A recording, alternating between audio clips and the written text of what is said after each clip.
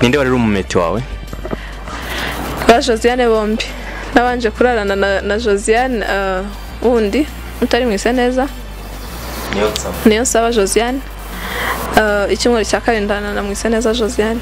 Josiane niyo nsaba ni umuntu ucecetse cyane, ntago akunda kuvuga.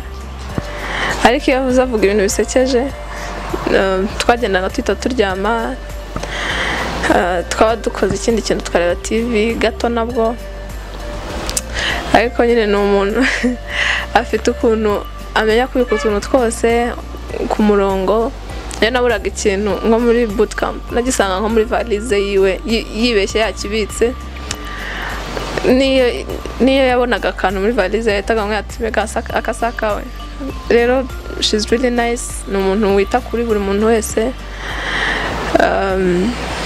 Ni umuntu mwiza cyane. Josiane mwise neza ngira ngo nawe wabonye yuko yatumye irushanwa vibrating. Kwanza mbere yuko tumukubaza wowe umubona uti? Josiane nk'umuntu twararanye, twabanye muri bootcamp ibyumweru 2.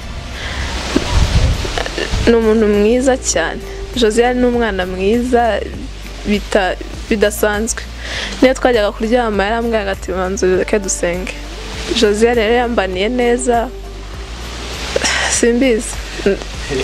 Nawe arabizi yuko mukunda nari nabimubwiye. Iki yakundaga kukubwira? Yakundaga kuvuga azanyirukana mu cyumba. Kuko kenshi yazaga asanga wenda nagiye nko mu kindi cyumba gusura nk'abandi nakanga ati kandi we nzakwirukana. Nanjye naza nasanga yagiye nkanga ati nawe nzakwirukana. Guys, mbere yo gukomeza reka tubanze twamamaza umuterankunga mukuru w'ibiganiro byose tubagezaho. Nta wundi rero ni Monaco Cafe. Monaco Cafe ni restaurant igezweho hano mu mujyi wa Kigali, igufitiye pizza, chips, burger n'ibindi byose ujya wifuza kurya wasohotse. Igufitiye kandi ibinyobwa by'ubwoko bwose.